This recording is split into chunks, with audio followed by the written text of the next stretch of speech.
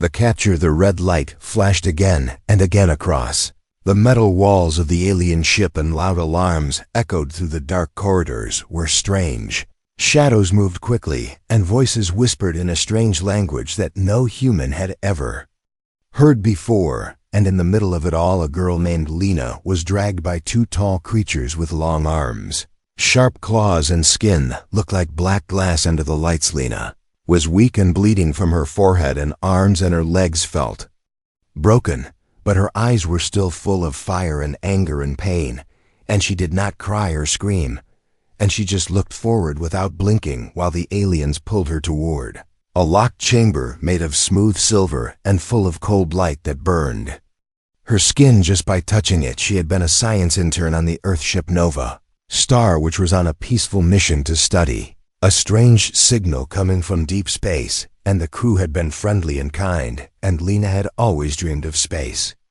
since she was a child, and her father had told her stories about the stars, and now she was here, but not in the way she ever wanted. Nova Star was attacked 3 days ago by something fast and silent and full of weapons and fear, and before anyone could react, the whole crew was either dead or taken, and Lena had been one of the unlucky ones who survived the first blast, only to be captured and brought here, where the air smelled like metal and the screams never stopped. Now she was inside the chamber, and the door closed behind her, and the aliens placed her in a strange chair with tight straps and cold metal arms that moved on their own, and needles that went into her neck, arms, legs, and spine, and her mouth opened, but no sound came out, and her eyes rolled back, but she stayed awake through it all because she wanted to remember. She wanted to remember their faces and their strange eyes and their cruel hands, because she promised herself if she ever got free, she would make them pay, even if it cost her everything, and even if she died doing it. The aliens began asking questions in a language that hurt her ears, and they pushed images into her brain and tried to find something inside her, but she did not know what they wanted.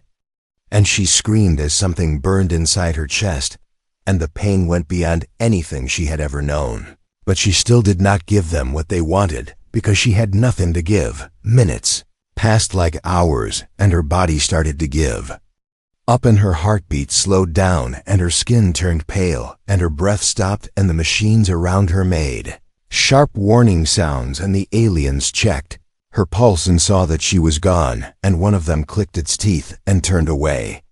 Like it was disappointed, they left her body there cold and lifeless, and the lights dimmed in the chamber, and the machines turned off, and everything became quiet except for one low hum from the corner of the room where a strange symbol blinked faintly on the screen, like it was waiting. 37 minutes passed in silence, and then her fingers twitched once, then again, and her body shivered like something inside was waking up, and her eyes snapped open, but they were no longer just human, because now they glowed with a strange silver light that reflected the cold walls of the chamber, and her face showed no pain, only purpose.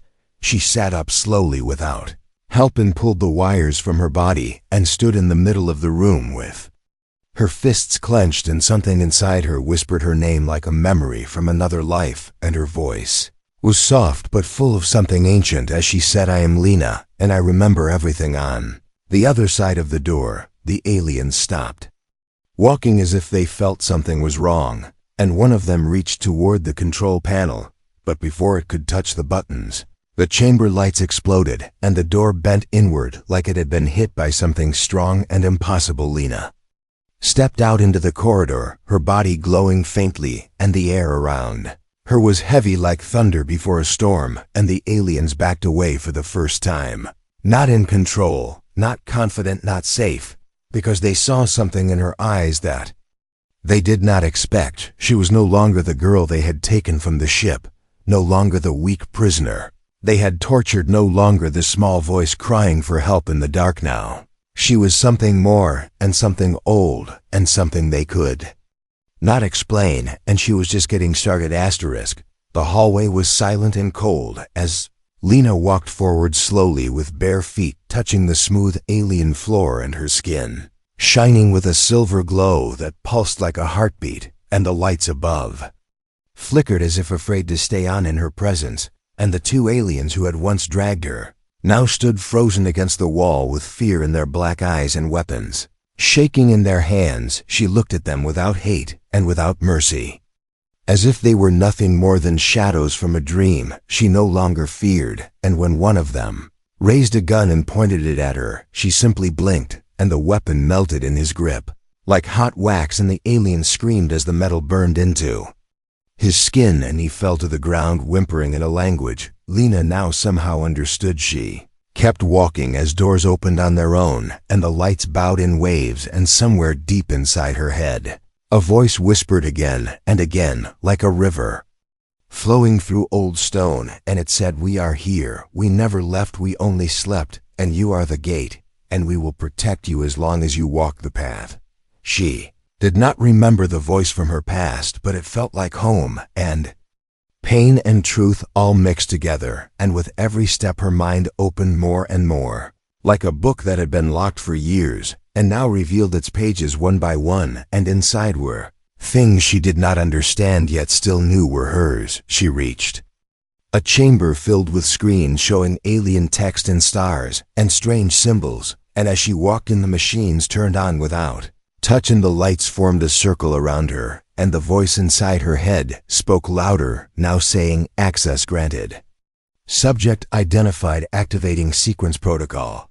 And then a blue beam of light fell over her and showed her visions from long ago. She saw Earth not as it is, but as it was, full of lights and towers and ships that could move faster than anything she had seen, and people in armor standing proud with strange glowing marks on their arms, and a great war in space, where human ships fought the same aliens who now held her, and she saw something terrible, a last message hidden in code and sent far into space, and a final order: protect the spark at all costs. She realized then that she was the spark, and her body had been chosen long ago by something old and hidden, and when the aliens tortured her, they had triggered a sleeping system inside her DNA that connected to this ancient force now waking from its long rest.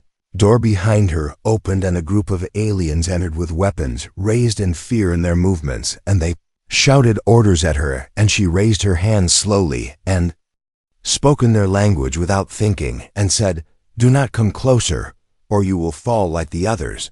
And they stopped, confused and afraid, because her voice did not sound human anymore, but like a chorus of many voices speaking as one. One of the aliens stepped forward and said, "You should be dead. You are just a girl." And she answered, "I was a girl. I was weak. I was alone, but now I am something you do not understand, and that is why you are afraid." And she stepped forward once more, and the ground beneath her cracked, and the lights above burst like glass under pressure.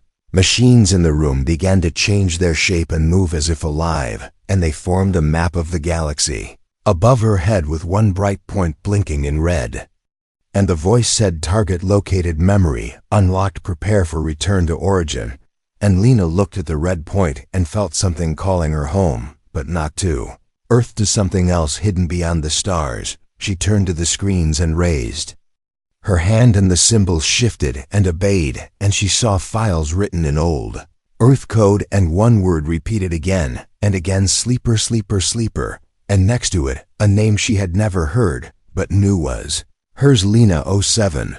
The truth hit her like a storm without warning. She was not just human, not just a survivor. She was created for this, born for this, chosen for this.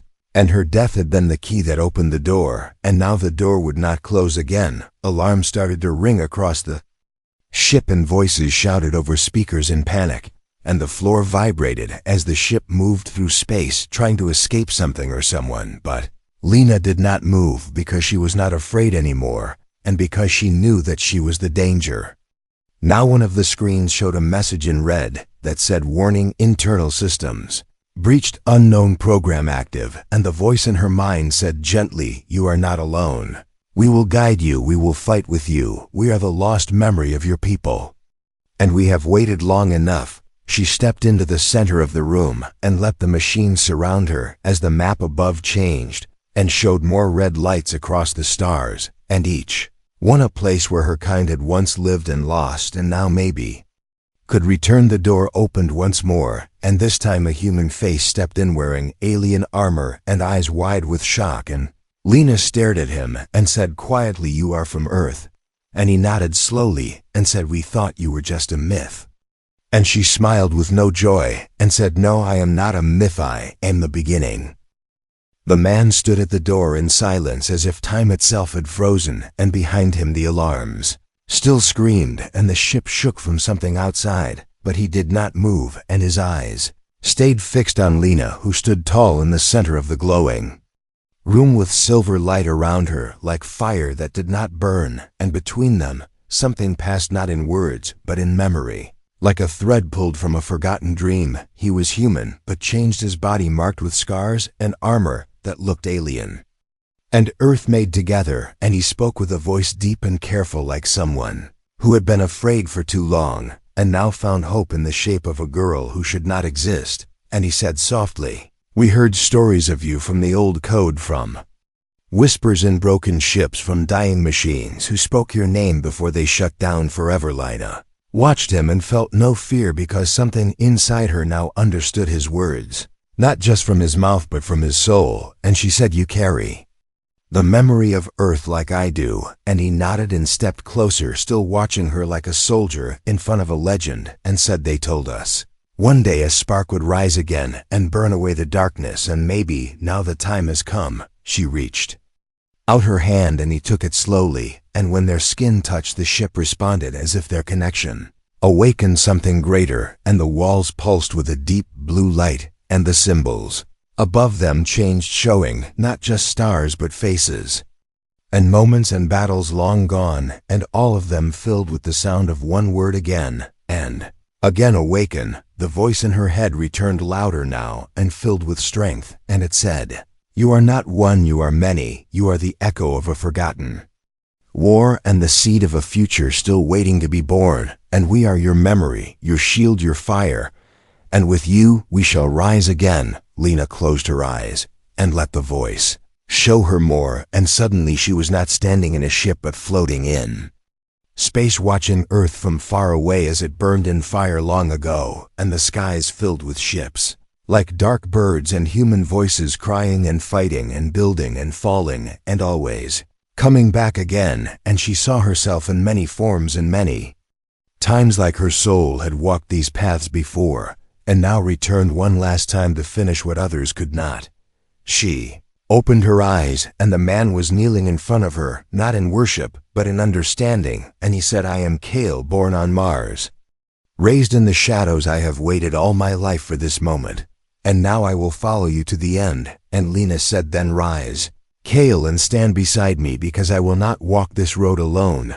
More doors opened, and more humans entered, some broken, some tired, all carrying marks of war and loss. And when they saw Lena, they stopped and looked with wide eyes and quiet hearts, and one by one they lowered their weapons and bowed their heads, not in fear but in hope, because something in them remembered what their ancestors once were. Before the silence, before the fall, the voice inside Lena spoke again, but now it was mixed with her own voice, and it said, "Together we are stronger, and the past shall not be buried, and the future shall not be stolen. And we will fight not for revenge, but for memory, and for truth, and for the right to be free once more." The lights in the room grew brighter, and the ship stopped shaking as the systems came under Lena's control, and the maps in the air zoomed in to show a planet not far away, and it was Earth, but changed and covered in machines and towers that reached the sky. And Lena knew that her journey was leading there, not just to find answers, but to wake others like her who still slept. She turned to Kale and said, "Prepare the ship, gather those who still believe we are going home." And Kale smiled for the first time and said, "We never stopped believing, we only forgot how to speak it aloud." Outside, the ship stars began to move as if space itself was shifting, and Lena looked out the window and saw a shape in the distance, massive and ancient and hidden in shadows, and the voice inside her whispered, "It is time." And she nodded once and said, "Then let the old ones come, I am not afraid." The crew began to work quickly as lights changed to green and engines hummed with energy, and the ship turned toward Earth, while behind them the stars watched in silence, and far away in a forgotten corner of space, another signal blinked for the first time. In years, and machines once dead began to move as if listening to a call they had long waited for. In the center of it all, Lena stood calm and bright with a fire in her heart that no cage could hold and no fear could touch, and she whispered to herself, "I am not the end, I am the beginning again." The stars outside turned red as the ship crossed into forbidden space where machines drifted like bones of giants, and broken satellites spun in silence, and debris floated across the path like forgotten memories, and the Earth that waited ahead was not the Earth from stories and dreams, but a silent world wrapped in chains of light and towers, built by hands not human. Lena stood on the command deck, her eyes glowing with the same light that now flowed through the walls, and her voice echoed not just through speakers but through systems and wires and circuits, as if the ship itself listened to her like a child to a mother. And Kale stood beside her reading reports from the lower levels where more humans had woken from cryosleep with no memory but full of fear and fire. Crew was small and the ship was old, but now something new moved through its heart, something ancient and awake and ready. And when Lena raised her hand, the screens changed and showed the city called Obsidian 1 floating above Earth like a black crown filled with soldiers and machines and strange towers that hummed with alien power, and deep inside it a prison where humans were kept like ghosts. Gale said they control the minds of many now with false dreams and false peace, and most do not even remember that they are prisoners. And Lena said, "Then we will remind them, we will break the dream and show them the sky." The plan was made quickly because time was short and danger was near, and Lena knew the longer they waited, the stronger the enemy became, and already ships were moving from Earth toward them, drawn by signals and alarms, and something else, something older and darker, that still slept beneath the cities and waited to rise again. They entered the lower level where prisoners sat in rows and looked at the walls with empty eyes, and machines whispered to them through wires connected to their necks. And Kale said, "These are the lost ones taken before birth and raised without truth." And Lena walked among them, her light touching each one, and the machines sparked and broke, and the wires fell away, and eyes began to blink, and tears began to fall. A small girl reached for Lena with shaking fingers and said in a soft voice, "I dreamed of the stars, and I saw you there." And Lena bent down and held her and said that dream was real, and now you are free. And the girl smiled like the sun after a storm. Kale pressed a button on his wrist, and doors opened and weapons were brought out, simple and strong and old, but still ready for war. And Lena touched one and memories flooded back, not hers, but from before, like hands holding the same weapon in another battle and another life. And she said, "We have done this before, and we will do it again." The ship moved fast now, dodging blasts from the enemy as they reached the lower orbit, and alarms screamed again, and Kale shouted, "Shields failing, engines burning." And Lena said, "Hold course and do not stop, because fear is not our master and pain is not our cage." The city Obsidian 1 loomed ahead, and its gates opened like jaws, ready to swallow, and the crew braced for the crash as the ship broke through the outer walls and flames lit the sky, and the old engines died with one last scream, and silence followed as the dust cleared and the ship lay broken inside the enemy's heart. But from the wreckage rose light and voices and footsteps and fire, because Lena was still standing, and her people followed with eyes wide open and weapons ready and hearts full of something more than rage, something that had no name but burned brighter than hope. The corridors of the city were wide and cold and filled with machines that tried to stop them, but each time Lena raised her hand and the machines turned to ash, and Kale led the fighters through shadows and doors and down into the core where the signal came from. And where the truth was hidden, they found a chamber deep below, where a human mind was trapped inside a machine, and it spoke in broken words and said,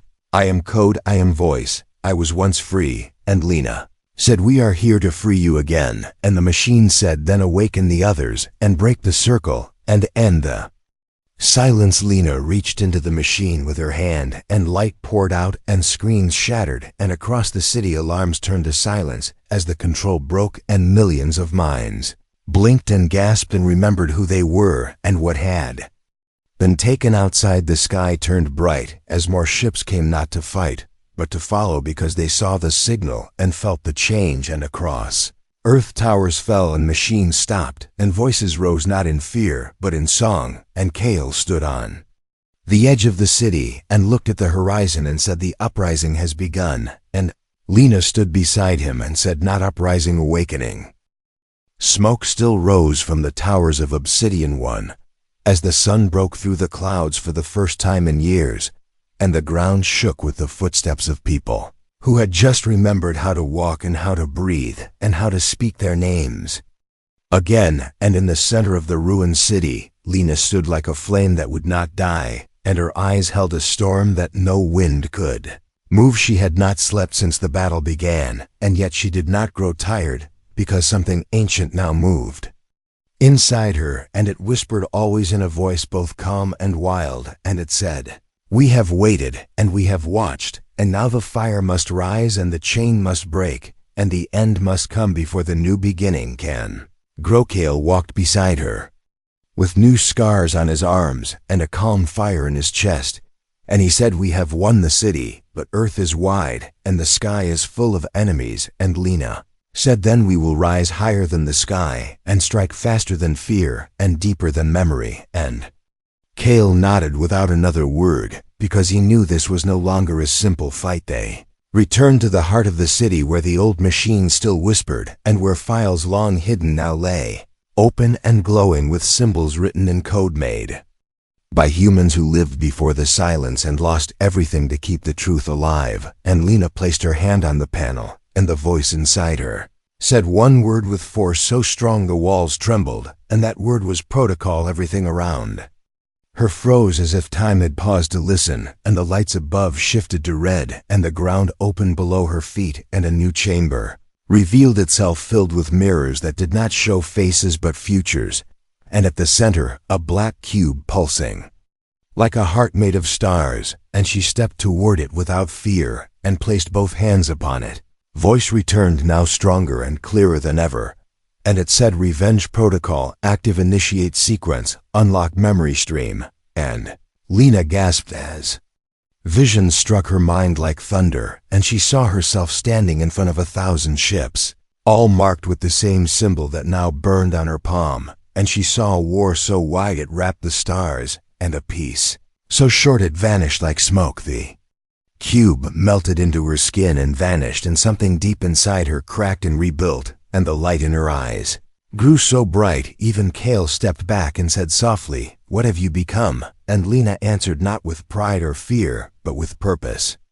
And she said, "I have become what they were afraid I would be." Every system in the city turned on at once, and the sky filled with light and messages sent across old networks, and ancient satellites and ships long buried in dust opened their eyes again and answered her call, and one by one they came from the shadows of space, drawn by the signal of the protocol and the voice of the last living fire of the old world. Kale watched in awe as screens filled with names of ships and places and commanders thought dead, and he said, "This is not just an uprising, this is a resurrection."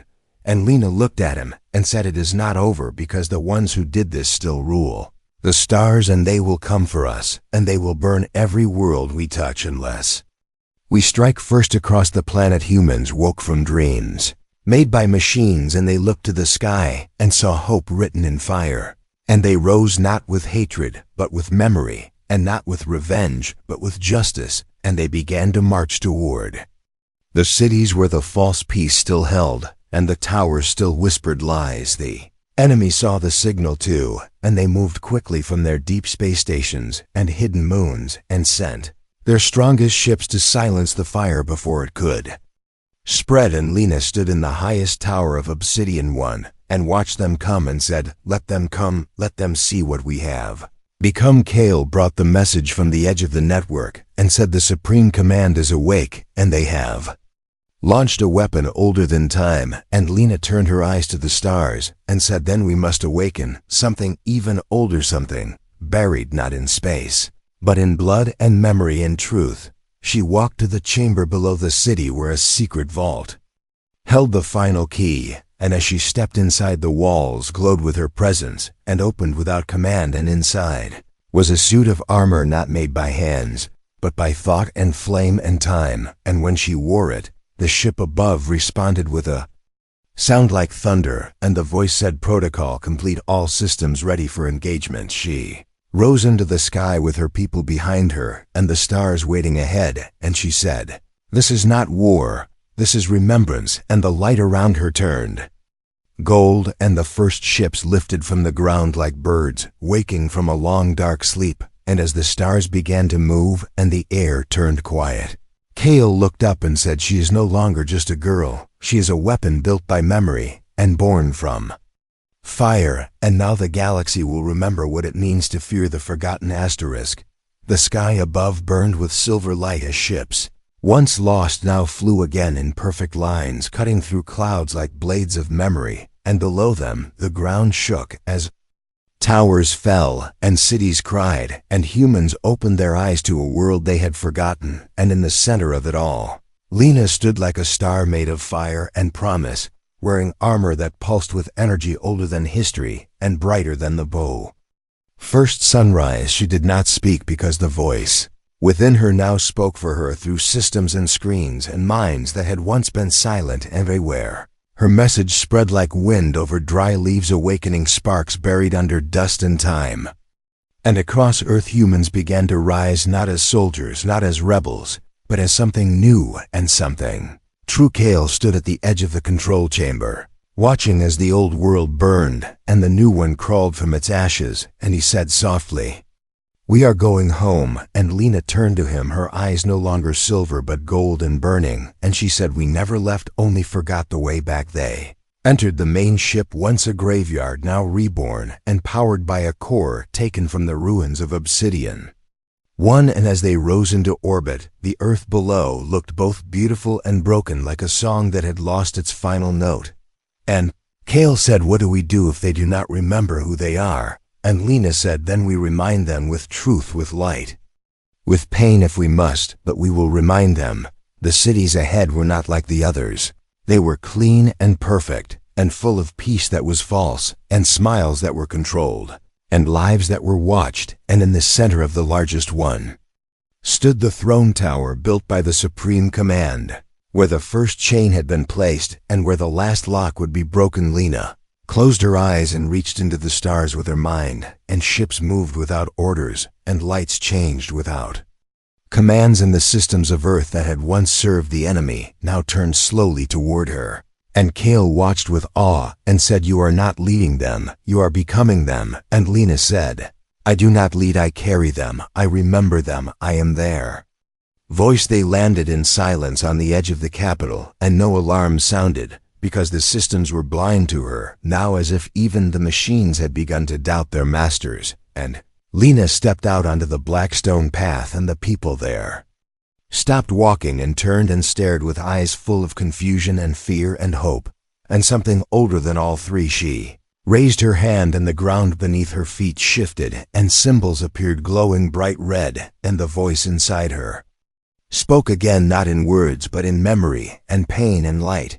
And one by one the watchers fell to their knees, not in surrender, but in recognition, because deep inside they knew her, even if they did not understand why. Kale moved beside her, holding the old weapon now changed by her touch, and said, the tower is waking, it knows you are here. And Lena said, then let it wake, and let it speak, and let it remember what it did, and what we became because of it. They entered the tower with no resistance, because the walls opened and the lights followed, and at the top stood the last guardian, not a soldier, not a machine, but a man old and still and wearing white robes that flowed like water. And he looked at Lena and said, you should not exist. And Lena said, I exist because of what you did and because of what you tried to erase. The man stepped forward with no fear and said, we made peace, we ended war, we brought order. And Lena said, you buried freedom, you killed memory. You replaced truth with control. And now I have come to return what was lost. He reached for a device at his side, and the walls began to shake, and voices cried out in pain, and the ground split open. But Lena stood without moving, and the light around her grew brighter, and she said, "You cannot stop what has already awakened. You cannot silence what is already screaming." Kale raised his weapon, but Lena stopped him with a look and said, "This fight is not of fists or fire. It is of truth and silence, and only one can remain." And then she stepped forward and placed her hand on the final seal, and the room exploded with light. In that moment, across Earth, machines shut down and minds cleared, and systems broke, and the chains fell from necks, and the tower cracked from top to base. And the old man fell to his knees and said, "What have you done?" And Lena answered, "I have done what you feared. I have given them back their voice." Earth sighed like something sleeping for centuries had taken its first breath, and the people came out of their homes and looked at the sky, and for the first time they saw not just stars, but freedom. And Kale turned to Lena and said, "You did it." And she said, "No, we did it. And now comes the hardest part. Now we rebuild."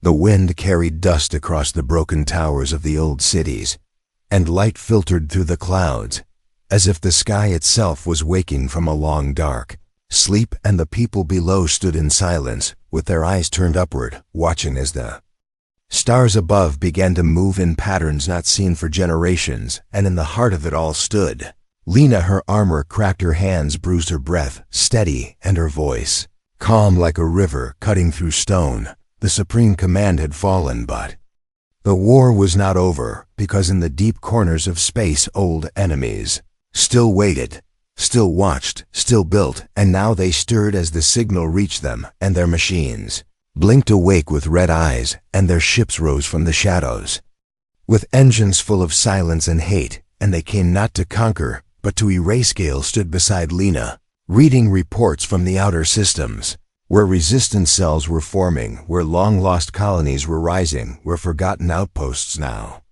answered the call with fire and faith. And he said, "They are coming with everything." And Lena said, "Then so are we." They moved to the command ship, once a graveyard, now a fortress powered by memory and pain, and the people gathered there were no longer just survivors. They were warriors, they were engineers, they were builders of a future written not by fear, but by truth. And as Lena stepped onto the deck, they all turned and raised their fists, not in anger, but in unity. The voice inside her had grown quiet, not gone, but watching, and she knew now that it had never been a machine or a code, but a memory passed through blood, through story, through fire, and that she was not chosen by fate but by sacrifice, and she carried not a destiny, but a duty. Kale opened the central map, and lights flickered, showing enemy ships moving fast through the void, and red marks appearing closer each hour. And Lena placed her hand on the table and said, "We do not wait, we strike. We remind them what humanity truly is." Ships began to move, forming lines like wings across the stars, and each one carried a crew who had tasted freedom and would never let it go again. And from every direction, messages came in, voices strong and clear, saying, "We are ready, we stand, we fight." They reached the first enemy fleet near the orbit of a dead moon, and the sky turned black with smoke and metal, and the silence before battle was short, because Lena gave no speeches, Kale gave no warnings, and the enemy offered no mercy. The battle began with light so bright it looked like new stars were born, and ships danced and burned, and men and women screamed and fought, and every move carried memory, every blast carried anger, every victory carried tears. And Lena moved through it all like a storm. She boarded the lead enemy vessel with Kale and a team of fighters, and inside they found machines twisted into flesh, and eyes that had forgotten how to blink, and voices that spoke only in commands. But Lena did not hesitate, and her hands glowed, and her feet moved, and her fire burned through every wall, every code, every lie. They reached the core and found the captain, a creature not made of blood, but of wires and hatred, and it looked at her with eyes made of mirrors and said, "You are a mistake." And she said, "No, I am the reason you failed." She reached forward and touched the core, and it screamed not in sound, but in light, and the ship cracked like ice, and the machines shut down like tired hearts, and Lena walked back through the fire with her team behind her, and the ship fell into the void with no song and no name. Battles followed, and each one harder than the last, and some ships were lost, and some names were buried, and each time Lena stood at the front not as a queen or a god, but as a memory, a symbol, a voice, and her people followed not because they feared her, but because they believed in what she believed. That humanity was not perfect, not pure, not peaceful, but it was alive and wild and brave and full of fire that no darkness could ever kill. The final battle came near the edge of known space, where an ancient gate waited, forgotten by time and guarded by machines that had not moved in 1,000 years, and now they woke, and now they attacked, and now they screamed. But Lena was already there, and she had already seen this place in her dreams. Fought with everything they had, with every weapon, every word, every heartbeat, and when it ended the gate stood open, and behind its stars shined brighter than ever, and silence fell across the field, not in fear, but in peace. Lena stepped forward, looked back at Kale and all who had followed, and said, "We are not finished, but we are free, and now we build not walls but bridges, not empires but homes, not weapons but songs." The stars watched, and the ships returned, and the people sang, and the voice inside her whispered once more, not with pain, not with power, but with pride, "You are not the spark, you are the fire forever."